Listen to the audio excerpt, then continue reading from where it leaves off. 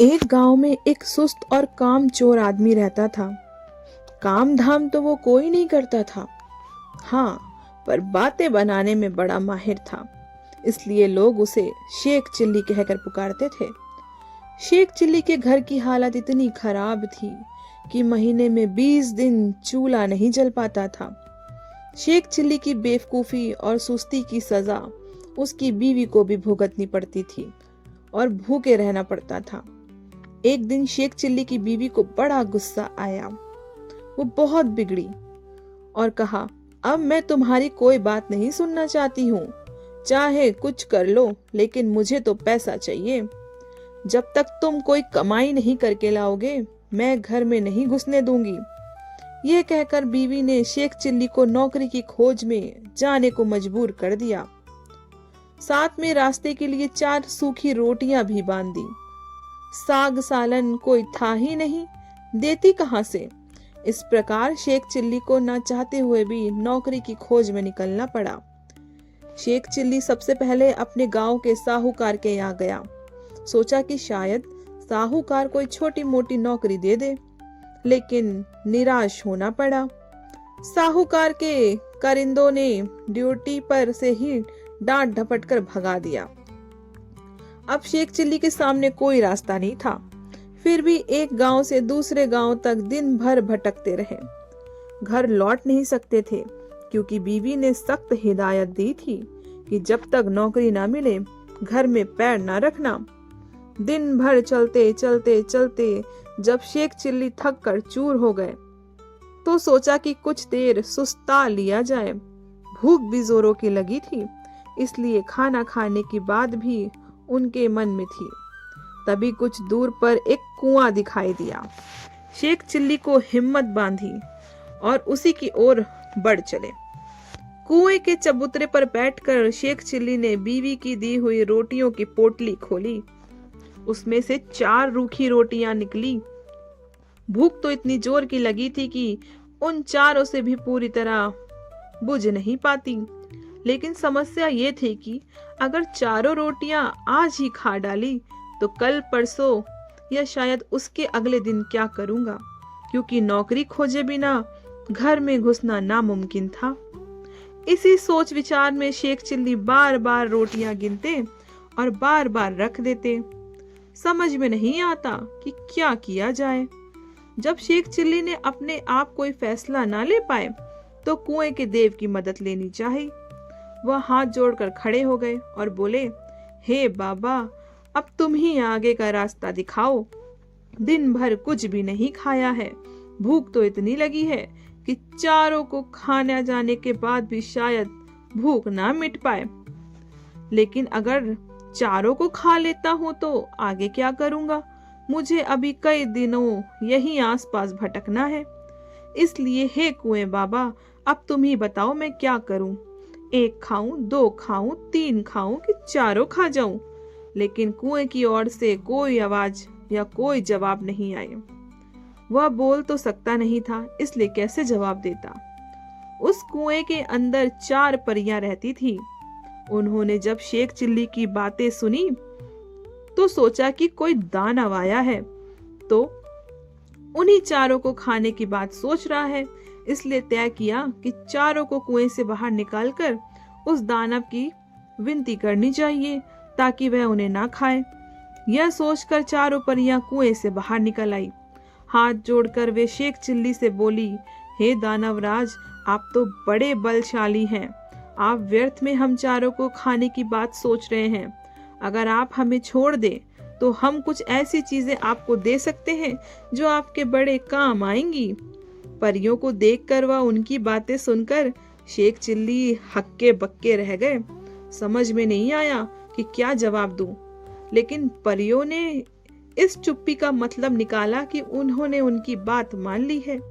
इसलिए उन्होंने एक कटोरा शेख चिल्ली को दे दिया और कहा, हे दानवराज, आपने हमारी बात मान ली है, इसलिए हम सब आपका बहुत बहुत उपकार मानती हैं। साथ ही अपनी यह 2 तुच्छ भेंटें आपको दे रही हैं। ये कठपुतला हर समय आपकी नौकरी बजाएगा। आपको कुछ कहेगा, करेगा और यह कटोरा वो हर एक खाने की चीज आपके सामने पेश कर देगा जो आप इससे मांगेंगे। इसके बाद परियां फिर से कुएं के अंदर चली गईं। इस सब से शेख चिल्ली की खुशी का कोई ठिकाना नहीं रहा। उसने सोचा कि अब घर लौट चलना चाहिए, क्योंकि बीवी जब इन दोनों चीजों के करतब देखेगी तो फूली नहीं समाएगी। लेकिन सूरज डूब चुका था और रात भी हो गई थी, इसलिए शेख चिल्ली के पास एक गांव में चले गए और एक आदमी से रात भर के लिए अपने यहाँ ठहरने लगे को कहा। यह भी वादा किया कि इसके बदले में वह घर के सारे लोगों को अच्छे अच्छे पकवान व मिठाइयाँ खिलाएंगे। वो आदमी तैयार हो गया और शेख चिल्ली को अपनी बैठक में ठहरा लिया। शेख चिल्ली ने भी अपने कटोरे को निकाला और उनसे अपने करतब दिखाने को कहा। बात की बात में खाने की अच्छी अच्छी चीजों के ढेर लग गए। जब सारे लोग खा पी चुके थे तो उस आदमी की घर वाली झूठे बर्तनों को लेकर नदी की ओर चली। यह देखकर शेख चिल्ली ने उसे रोक दिया और कहा कि मेरा कठपुतला बर्तन साफ कर देगा। शेख चिल्ली के कहने भर की देर थी कि कठपुतले ने सारे के सारे बर्तन एकदम साफ कर डाले। शेख चिल्ली के कठपुतले और कटोरे के यहाँ अजीबोगरीब करतब देखकर गांव में उस आदमी और उसकी बीवी के मन में लालच आ गया। शेख चिल्ली जब सो गए तो वो दोनों चुपके से उठे और शेख चिल्ली के कटोरे व कठपुतले को चुराकर उनकी जगह से एक नकली कठपुतला और नकली कटोरा रख दिया। शेख चिल्ली को यह बात पता न चली। सवेरे उठकर उन्होंने हाथ मुंह धोया और दोनों नकली चीजें लेकर घर की ओर चल पड़े। घर पहुंचकर उन्होंने बड़ी डींगे हाँकी और बीवी से कहा, भाग्यवान, अब तुझे कभी किसी बात के लिए छींकना नहीं पड़ेगा। ना घर में खाने को किसी चीज की कमी रहेगी और ना ही कोई काम हमें तुम्हें करना पड़ेगा। तुम जो चीज खाना चाहोगी मेरा कटोरा तुम्हें खिलाएगा और जो काम करवाना चाहोगी मेरा कठपुतला कर डालेगा। लेकिन शेख चिल्ली की बीवी तो इन बातों पर विश्वास नहीं हुआ। उसने कहा, तुम तो ऐसी डींगे रोज ही मारा करते हो, कुछ करके दिखाओ तो जानूं। हाँ, क्यों नहीं, शेख चिल्ली ने टपक से जवाब दिया और कटोरा व कठपुतले को अपने अपने करतब दिखाने को कहा। लेकिन वह दोनों चीजें तो नकली थी। शेख चिल्ली की बात झूठी निकली। नतीजा ये हुआ कि उनकी बीवी पहले से ज्यादा नाराज हो उठी। कहा, तुम मुझे इस तरह धोखे देने की कोशिश करते हो। जब से तुम घर से गए हो घर में चूल्हा नहीं जला है। कहीं जानकर मन लगाकर काम करो तो कुछ तनख्वाह मिले और हम दोनों को खाना नसीब हो सके। इन जादुई चीजों से कुछ नहीं होता है। बेशक शेख चिल्ली सिसकियाए हुए फिर से चल दिए। वह फिर उसी कुएं के चबूतरे पर जाकर बैठ गए। समझ में नहीं आ रहा था अब क्या किया जाए। जब सोचते सोचते वह हार गए और कुछ भी समझ नहीं आया तो उनकी आंखें छलक आई और रोने लगे। ये देखकर कुएं की चारों परियां फिर बाहर आई और शेख चिल्ली उनको रोने का कारण पूछने लगी। शेख चिल्ली ने सारी आपबीती उन परियों को सुनाई और परियां खूब हंसी।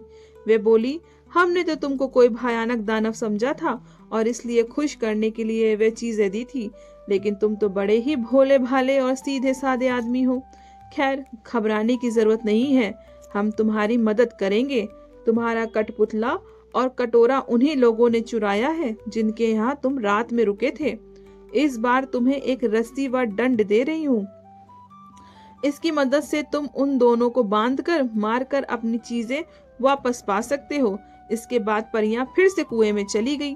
जादुई रस्सी डंडा लेकर शेख चिल्ली फिर से उसी आदमी के घर पहुंच गए और कहा, इस बार मैं तुम्हें कुछ और नए करतब दिखाऊंगा।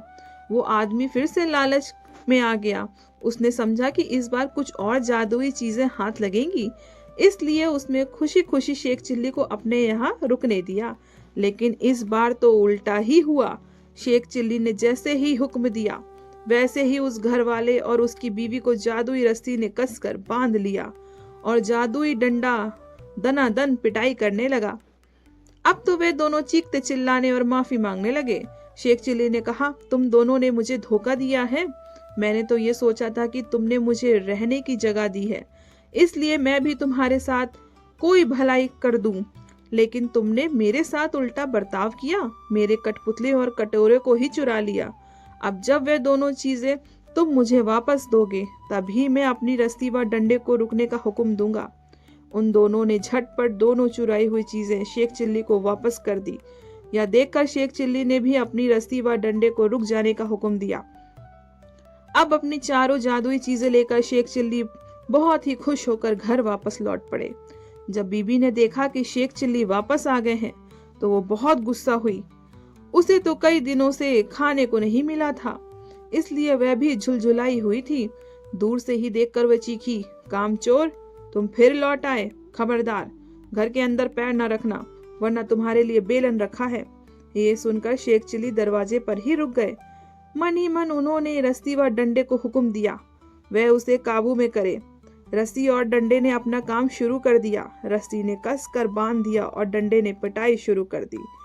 ये जादुई करतब देखकर बीबी ने भी अपने सारे हथियार डाल दिए और कभी वैसा बुरा बर्ताव करने का वादा किया। तभी उसे भी रस्सी व डंडे से छुटकारा मिला।